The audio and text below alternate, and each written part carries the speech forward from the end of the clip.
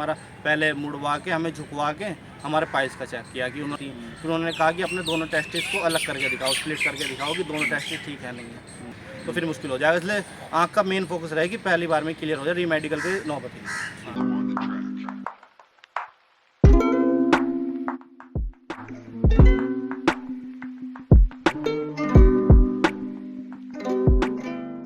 तो hello guys, कैसे आप सभी का फिर से स्वागत है आपका अपने यूट्यूब चैनल भाटी व्लॉग्स में। तो आज की वीडियो होने वाली है सीपीओ के मेडिकल को लेके। भाई बहुत से बंदों का कमेंट आ रहा था सीपीओ के मेडिकल को लेके, जो कि अभी हाल फिलहाल में होने वाले हैं। तो अपने श्याम भाई आए हैं भाई, इनका जो है मेडिकल हो चुका था, तो मैं दिखा देता हूँ भाई। श्याम भाई ये रहे, तो श्याम भाई का जो है अपना सीपीओ का मेडिकल भी क्वालिफाई हो चुका है। ठीक है भाई, तो अभी सारी चीज़ें आप लोगों को बताऊँगा सीपीओ के मेडिकल को लेकर। घबराना नहीं है भाई, क्या होना कैसे होना वो आप लोगों को इस वीडियो में अपने श्याम भाई सारी एक्सपीरियंस को शेयर करेंगे। तो चलो शुरुआत करते हैं अपने श्याम भाई। और इनका सीपीओ मेडिकल जो था पिछली भर्ती का, उसका पास हो चुका था, पेपर भी पास था और अपना मेडिकल भी पास था। तो ये भाई जो है फेल हुए हैं, फाइनल मेरिट में लिगड़ गए थे, 2 नंबर से लिगड़े थे, ज़्यादा भी नहीं थे।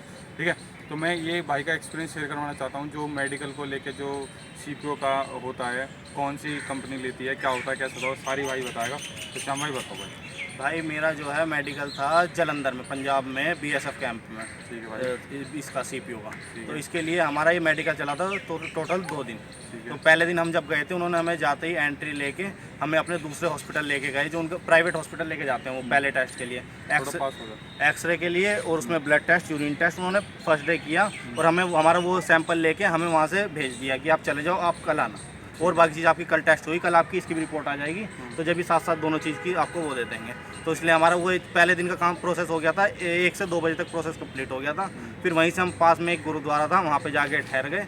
फिर अगले दिन हमें उन्होंने सुबह 8 बजे बुलाया, तो बस फिर हम अगले दिन गए वहाँ पे रात को। जो तुम्हारे 3 टेस्ट होने के बाद वापस भेज दिया? हाँ, उन्होंने हमें कोई कार्रवाई नहीं कार्रवाई नहीं करी। उस टाइम मेरे साथ प्रॉब्लम ये आई थी कि मेरा ओवरवेट हुआ था, तो मुझे वेट भी कम करना था। तो मैंने वहाँ से 4 से 5 किलोमीटर दूर एक गुरुद्वारा लिया, वहाँ तक मैंने वॉकिंग डिस्टेंस पे ही वॉक करता करता गया। मैंने कहा थोड़ा वेट पे ही फर्क पड़ेगा। फिर मॉर्निंग में उन्होंने मुझे बुलाया, खाली पेट ही में वहाँ से 5 से 6 किलोमीटर दोबारा सुबह सुबह वॉक करता करता गया। मैंने कहा 1-2 किलोमीटर, क्योंकि 1-2 किलो का तो फ़र्क पड़ेगा ही पड़ेगा।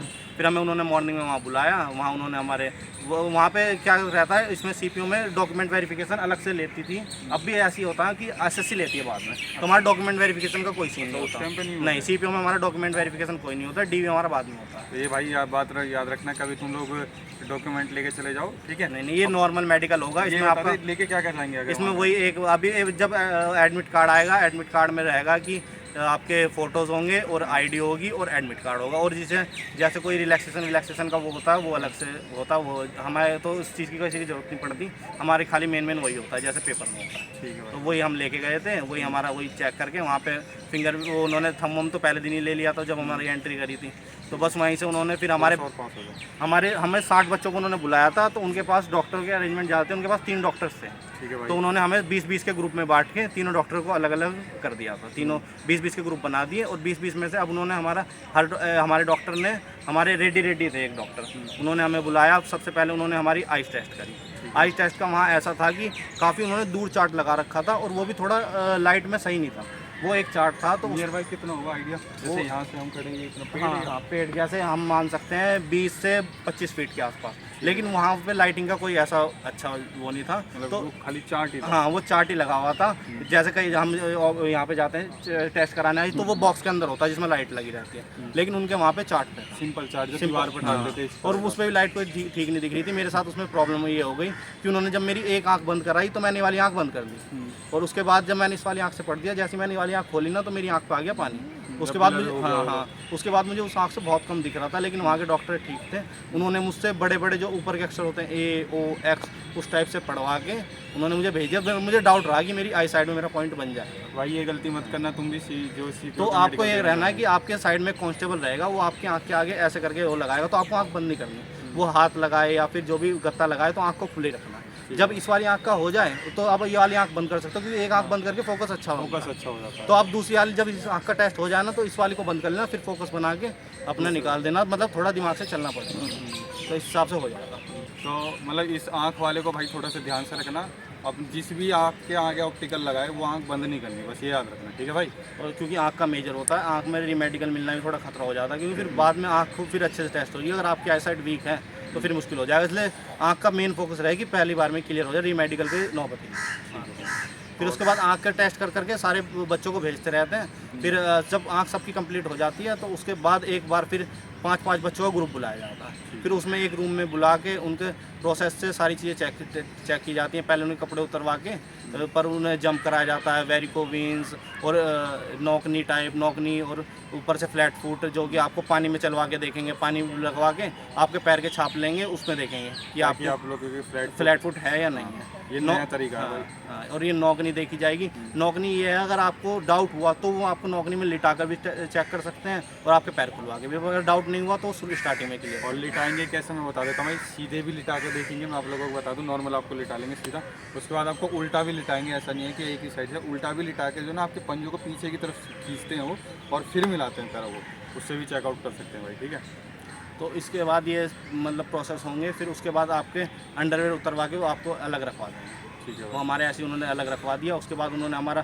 पहले मुड़वा के हमें झुकवा के हमारे पाइस का चेक किया कि उन्होंने खांस के देखा कि कुछ ब्लड व्लड तो नहीं आ रहा इस टाइप से। फिर उन्होंने खड़ा करके आगे से हमारे प्राइवेट पार्ट्स का पीनस का चेक किया कि हमारे स्किन पूरी पीछे जाती है नहीं जाती। फिर उन्होंने कहा कि अपने दोनों टेस्टिस को अलग करके दिखाओ, स्प्लिट करके दिखाओ कि दोनों टेस्टिस ठीक है नहीं है। फिर दोनों टेस्टिस स्प्लिट करके दिखाया। उसके बाद उन्होंने देखा कि दोनों का साइज़ सेम है, कोई लिक्विड तो नहीं आ रहा, अगर नहीं आ रहा तो कोई दिक्कत नहीं है। इस तरह से आपके प्राइवेट पार्ट चेक करने के बाद आपको अंडरवेयर बना देंगे। फिर आपको एक एक करके डॉक्टर अपने पास बुलाता रहेगा, अपने साइड में बैठवा के वहीं आपसे आपका कलर ब्लाइंड कर लेगा। जो उसके पास चार्ट होगा, बुक होगी, जो भी होगा, हर सेंटर पर अलग चीज़ का। तो आइडियली जो कलर ब्लाइंडनेस है इसमें कितने वो पढ़वाता है वो डॉक्टर के हाथ में डिपेंड करता है। लेकिन ये है, अगर आपको शुरू में 4 से 5 में आपने बेझिझक बता दिया कि ये तो वो दिक्कत नहीं। अगर आप 1-2 में कंफ्यूज हो गए तो फिर वो करवाता रहेगा जब तक उसे पूरी संतुष्टि नहीं हो जाएगी ना कि नहीं है। जब तक तो इसलिए शुरू में 4-5 कॉन्फिडेंटली बता दो, वो हो जाएगा कि कलर ब्लाइंड नहीं है, बस आपका कलर ब्लाइंड का टेस्ट हो जाएगा।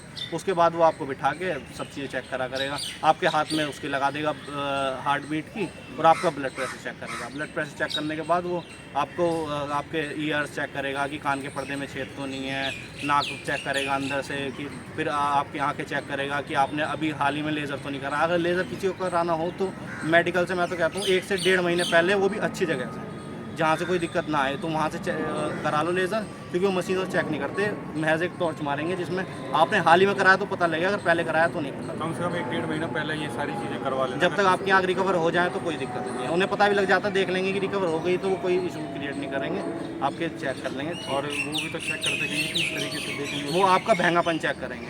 आपका एक पेन ले लेंगे या उंगली ले लेंगे, वो आपकी दोनों पुतलियाँ साथ साथ जा रही है नहीं जा रही, इधर उधर करा के चेक करेंगे, जिससे कि आपके पता लग जाए कि आँखें ठीक ठाक है नहीं।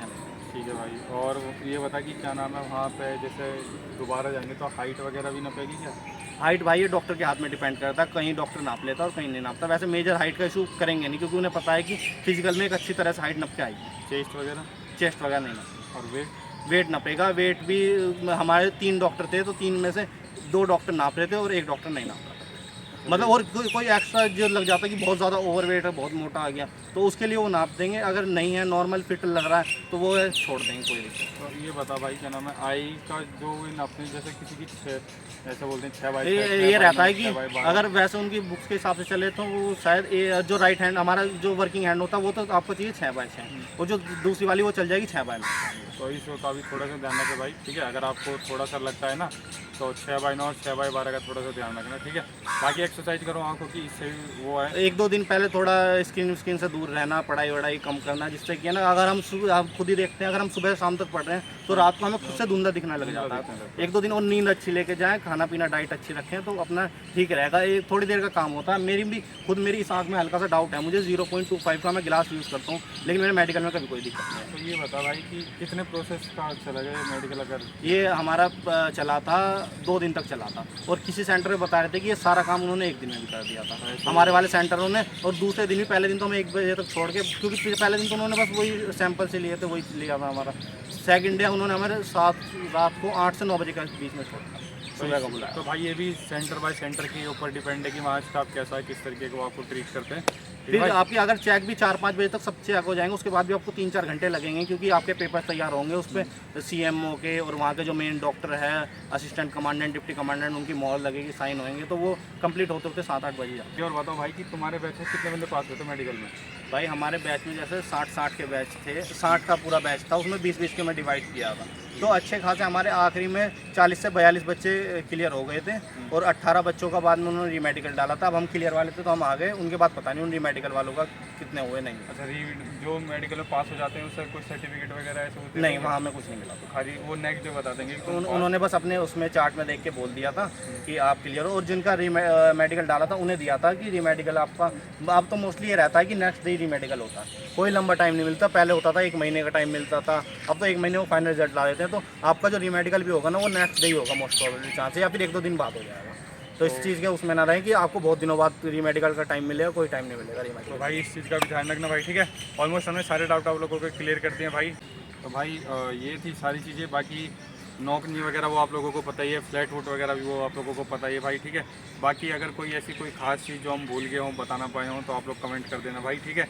और श्याम भाई का दिल से शुक्रिया भाई, इतना वेलकम, वो इतनी इन्फॉर्मेशन देने के लिए भाई, ठीक है। अच्छा लगता है भाई, और ये इन्फॉर्मेशन आप लोगों के लिए स्पेशली दी गई भाई, सीपीओ वालों के लिए। तो वीडियो अगर पसंद आए तो वीडियो को लाइक कर देना, कोई भाई चैनल पर नया हो तो चैनल को सब्सक्राइब कर देना भाई, ठीक है। एक